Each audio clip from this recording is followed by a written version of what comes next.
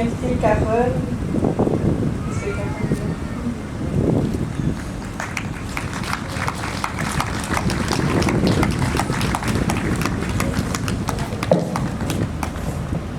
Oui, Écoute Casino, je vais présenter ma collègue Carole. Carole est navigatrice autochtone pour l'organisme Médecins du Monde. Son travail consiste à accompagner les personnes autochtones en situation d'itinérance au travers du réseau de la santé, ainsi qu'à prévenir les injustices créées par le racisme systémique. Puis elle va vous lire un poème. Bonjour. Joyce, nous nous souvenons. Ensemble, nous n'oublierons jamais. Merci pour la vérité des images. Nos yeux ont été ouverts sur ce que trop ont vécu avant toi. Maintenant, nous devons continuer à lever les voiles de l'aveuglement. Montrons qui nous sommes et qui nous voulons être en toute honnêteté. Merci pour le courage des mots. Tes éclats ont brisé le mutisme pour que nous puissions nous parler. Maintenant, nous devons continuer à lever nos voix. Que plus jamais le silence ne permette la violence. Merci pour l'amour. Un don de soi pour la beauté des enfants. Nous devons mieux les écouter, puiser dans leur sagesse pour un meilleur lendemain. Ce qu'il y a de plus humain en nous sort de nos corps, afin que l'on puisse se tendre les mains avec unité et force. Nous demandons l'action, nous serons l'action. Ainsi que la mémoire serait respectée et honorée. Joyce, merci. Merci beaucoup, Carole. C'était un poème qui avait été écrit par des membres de la communauté de Manawan, qu'on avait lu l'année dernière, qu'on nous avait demandé de lire à la mémoire de Joyce. Alors merci beaucoup de l'avoir partagé avec nous. It was a poem that was written by members of Joyce's community in Manawan that was shared last year, and we were asked to read it for everyone to hear, so thank you again for reading it. I would maybe ask everyone to take a moment of silence in honor of Joyce. Je vais demander à tout le monde de prendre un moment de silence à la mémoire de Joyce Echaquan.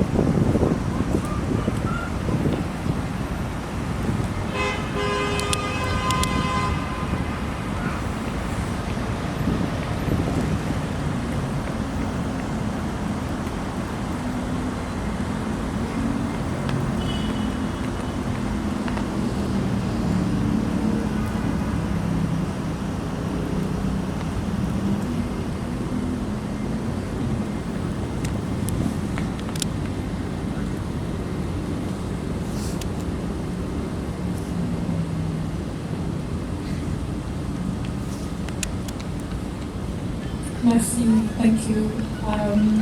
We're going to invite a few people to speak, to share a few words with us tonight. I'd like to start by inviting Nakuset, who's the Executive Director of the Native Women's Shelter Montreal, to come and share a few words with us. Nakuset?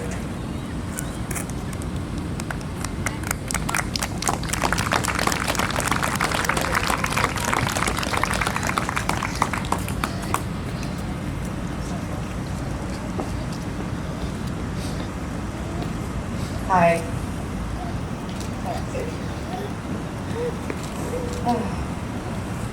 Thank you for inviting me to come and speak. Usually I organize, I don't always talk. I've been working at the Native Women's Shelter since 1999. I myself have been a victim of systemic racism. What I see happen at the Native Women's Shelter is systemic racism, but from every institution. I see it from the police, we see it with youth protection, we see it with the hospitals, we see it with the 911 operators, we see it with the fire, when the firemen have to show up at the shelter, we hear it from them. We see it with the ambulances. And a lot of the work that I do is trying to address it. There are times where I've provided training, I've written letters, tried to hold people accountable, but if you have a government that believes in that there is no systemic racism, then it never is going to trickle down, and that those that want to do harm will do harm. It's pretty much a license for people to do harm. And I wanted to be here because I really, really feel for the family of Joyce. I'm a mother. This is my son, Mohican. I have my little son, Kistin, with me. And ever since my eldest was born, every night I pray that I will be here to see him become an adult. Now, when Joyce went into that hospital with her 7 children, she never thought that that would be her last time seeing her children. And every mother, I'm sure, wants to be there for her kids, and that was taken away. And when we talk about multi-generational trauma, once Joyce passed away, those children miss her desperately every single night. And now, if they need care, if they need to go to a hospital, that in their head is a bad place. And if the hospitals are not all going to apply Joyce's principle, when is it going to be safe to go back? Because now we're in a position where we are going to have to be pretty much close to death before we go to the hospital. And that is not right. I mean, people that aren't affected by systemic racism are able to go through the hospital and get good care, but that doesn't apply to us. And something needs to change. And if you have a government that isn't wanting to apply it, then what are we going to do about it? I mean, I think there are people here that can vote for what kind of society that they want. Indigenous people are very generous and very patient, and we turn the other cheek. But I want my children to be safe when they're adults, so that they go into the system, that they have confidence that they're going to come out alive, being treated with respect, and not being traumatized. And I'm just asking people here to see what you can do to ensure that this happens, because God knows, every day I'm working on it, but I am just one person, so we really need people to come together for that next generation. That's all I got.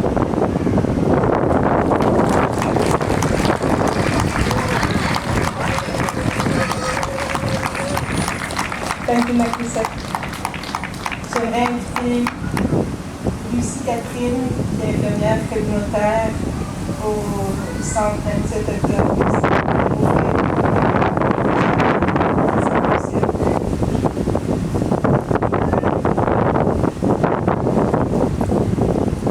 Quoi est parmi?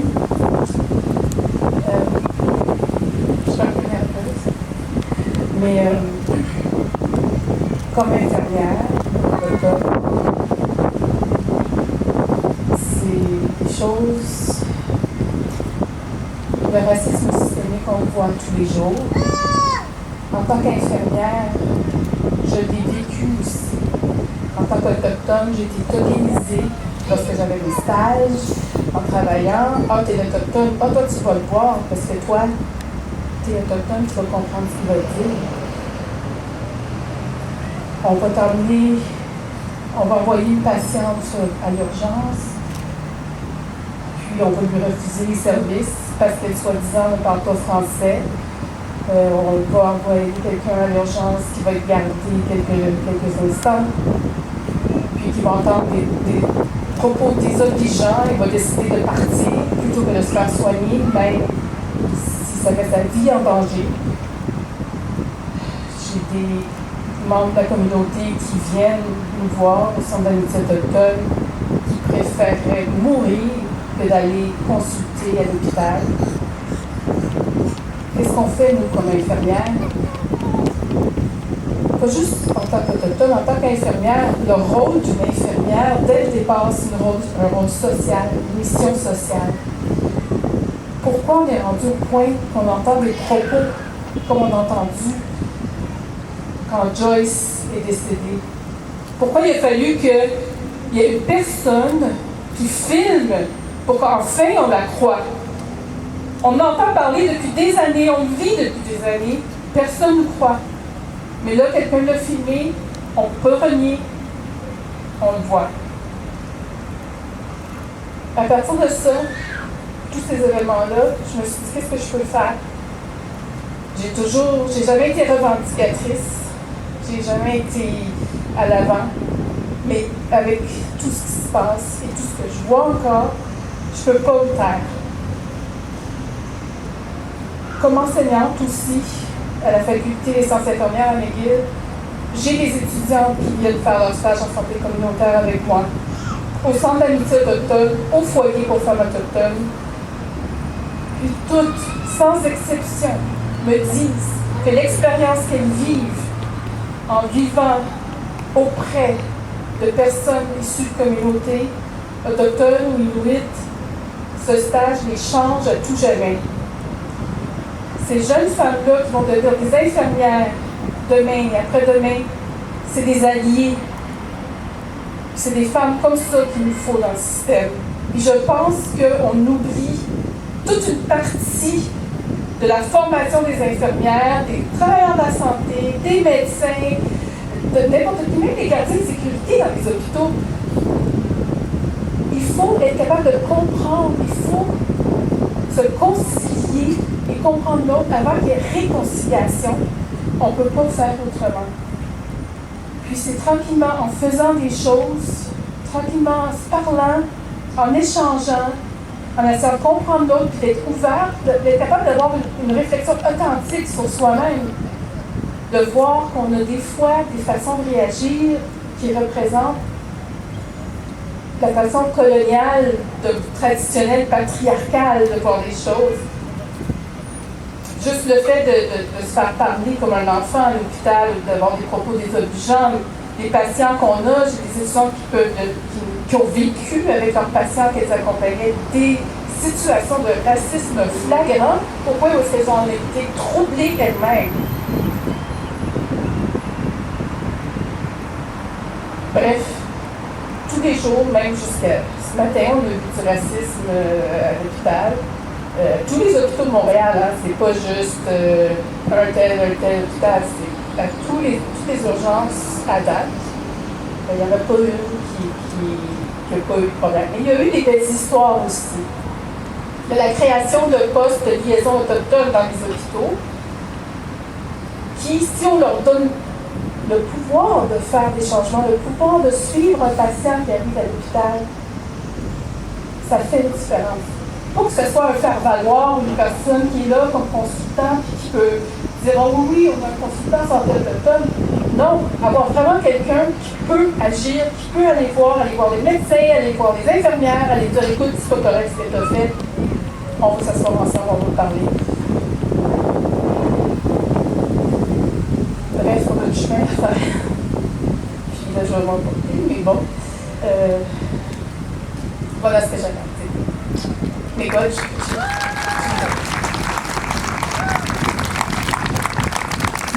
merci Catherine. J'inviterai Stéphanie Brazo à venir me dire quelques mots. Stéphanie Anishinaabe du Lac-Simon, elle est travailleuse communautaire en santé autochtone à Montréal et militante et artiste multidisciplinaire.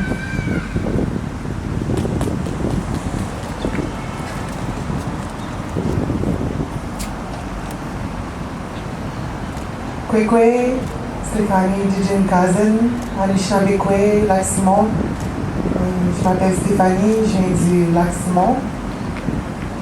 J'ai grandi ici à Tiohtià:ke toute ma vie, dû au racisme systémique. Ma mère était une jeune maman autochtone qui a fait des enfants avec un homme blanc qui avait souvent des propos racistes envers elle, qui l'écrasait. Ma mère s'est faite adopter dans la rafale des années 60. Ma grand-mère est allée dans les écoles résidentielles, dans les pensionnats.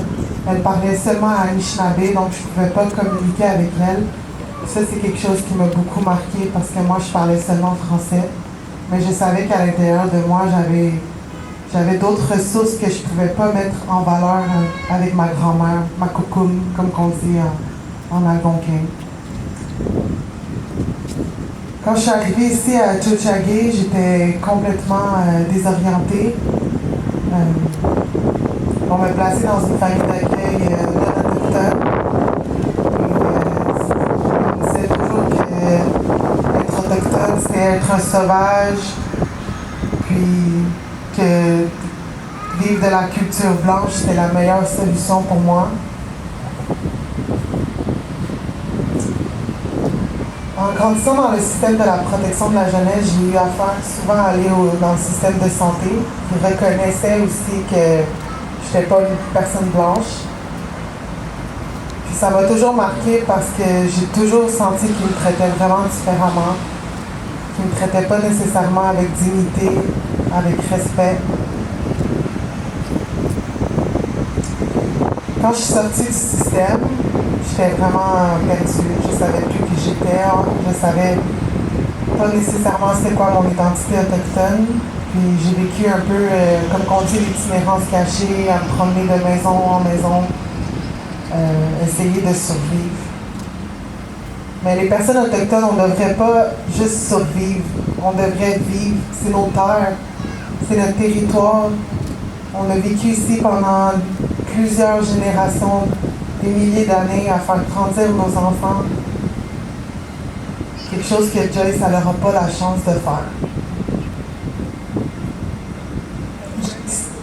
Joyce, c'était une mère, c'était une petite fille, c'était une fille, une amie, une cousine, une sœur, un membre de la communauté qui voulait juste avoir accès à des services de santé adéquats. Chose qu'on a le droit en tant qu'être humain. On a le droit, quand ça ne va pas, d'aller accéder à des services de santé qui nous respectent avec dignité, qui prennent en compte aussi qui qu'on est.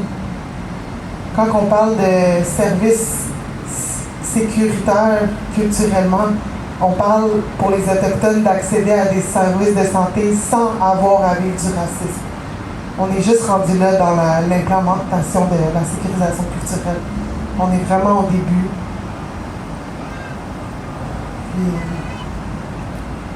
J'aimerais aujourd'hui vraiment porter honneur à Joyce pour son courage, sa force, ces derniers moments. Imaginez-vous ces derniers moments, comment elle les a vécus.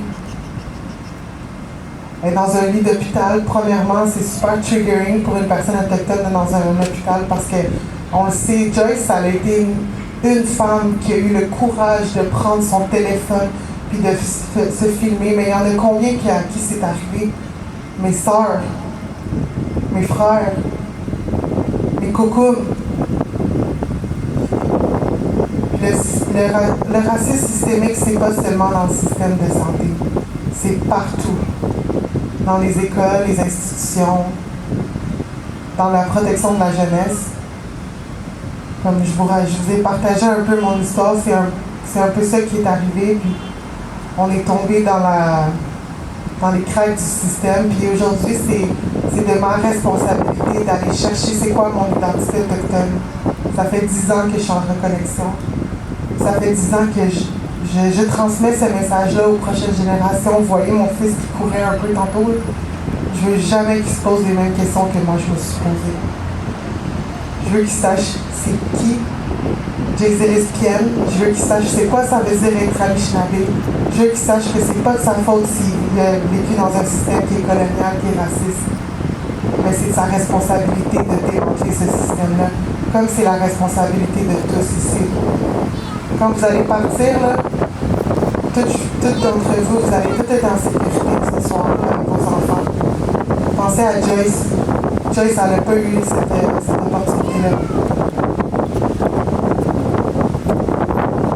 J'ai Joyce. Repose en paix. Sache que y a des guerrières qui sont ici avec toi et qui vont jamais laisser ton histoire sous silence. Je m'écoute.